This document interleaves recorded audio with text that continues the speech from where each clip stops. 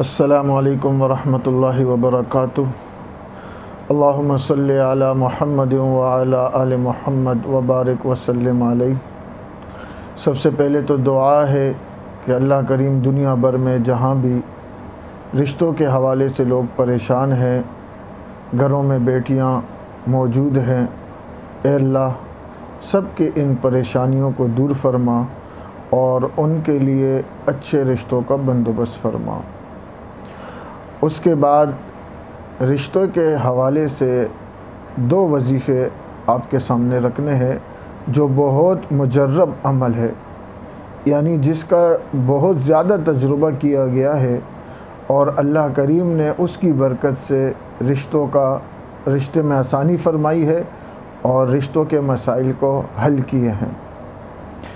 उनमें सबसे पहला जो अमल है वो ये कि 11 बार दुरूद शरीफ पढ़ना है और 3 बार सूरह रहमान पढ़नी है। उसके बाद दोबारा 11 बार दुरूद शरीफ पढ़ना है, यानी अव्वल आखिर 11 बार दुरूद शरीफ पढ़ना है और दरमियान में 3 बार सूरह रहमान पढ़नी है और उसके बाद अल्लाह ताला से दुआ मांगनी है यकीन के साथ कि ए अल्लाह, जिस ख़ास बच्चे या बच्ची के लिए आप ये अमल कर रहे हैं उसका नाम लेकर उसकी नियत करके कि ए अल्लाह इसके लिए बेहतरीन रिश्ते का बंदोबस्त फरमा। ये जो अमल है ये आपने 41 दिन तक करना है। इंशाअल्लाह ताला अल्लाह ताला से उम्मीद है कि इन दिनों के अंदर आपका ये मसला हल हो जाएगा। उसके अलावा रिश्तों के लिए एक दूसरा अमल है और वो ये है कि सूरह फुरक़ान आयत नंबर 74, रब्बना हब लना मिन अज़वाजिना व ज़ुर्रियातिना क़ुर्रत आयुन वजअलना लिलमुत्तक़ीना इमामा। ये आयत में इंशाअल्लाह ताला डिस्क्रिप्शन में भी लिख दूँगा, आप वहाँ से भी देख सकते हैं, वरना आप कुरान करीम उठाएँ सूरह फुरक़ान आयत नंबर 74 और ये भी आपने 41 दिन तक करना है। और इसमें यह है कि जितना ज़्यादा आप पढ़ सकते हैं, चलते फिरते आप पढ़ सकते हैं, और लेकिन ख़ास तौर पर नमाज के बाद जब आप दुआ मांगे तो उसमें इन आयात को भी अल्लाह ताला के यहाँ पेश करें और इन आयात के ज़रिए से अल्लाह ताला से दुआ मांगे और नियत करें।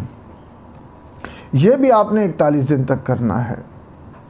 अच्छा, अब यहाँ पर एक बात ये भी बताता चलूँ कि आप देखते हैं हम बहुत से वजीफ़े करते हैं लेकिन उसका असर नहीं होता। आखिर इसकी वजह क्या है कि वज़ाइफ हमें जब कोई बताता है और हम पढ़ने के बावजूद हम जब देखते हैं उसका फ़ायदा हम तक नहीं पहुँचता। तो उसके बारे में जो हज़रात ने लिखा है वो ये कि देखें, हम गुनाहगार लोग हैं, हम सुबह शाम अल्लाह की नाफरमानियों में हम ज़िंदगी गुजारते हैं। तो वजीफ़े का सबसे पहला फ़ायदा तो ये होता है कि ये आपके दिल की कदूरत को, कालेपन को और स्याह को ये आपके दिल से साफ़ करता है। सबसे बड़ा फ़ायदा तो ये है, आप जब भी कुरान करीम की तिलावत करेंगे, कोई अच्छा वजीफ़ा पढ़ेंगे, नबी पाक सल्लल्लाहु अलैहि वसल्लम की हदीस का मुताला करेंगे, तो आपके दिल के अंदर, हमारे दिल के अंदर जो कदूरतें हैं, जो उम्मीद है, और अल्लाह करीम उसकी बरकत से हमारी कदूरतें दूर फरमाएंगे।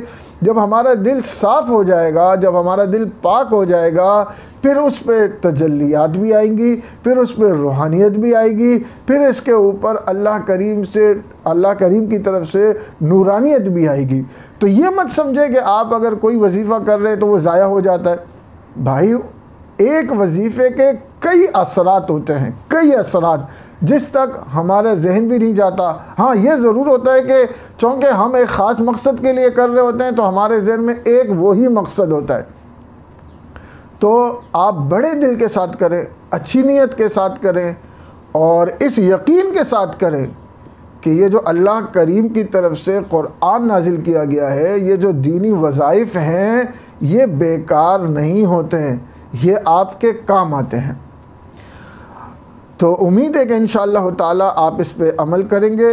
आपसे मेरी गुजारिश है कि अगर आप हमारे चैनल पर नए हैं तो आप हमारे चैनल को सब्सक्राइब करें, इस वीडियो को लाइक करें, आगे शेयर करें। हो सकता है मेरे और आपके लिए ये सदका जारिया बन जाए, हम दुनिया में न रहें और लोग हमारी और आपकी बताई हुई बातों पर अमल करें, वजीफ़ा करें और उनकी ये मुश्किलात रब्बे करीब दूर फरमा लें। तो अस्सलामु अलैकुम व रहमतुल्लाह।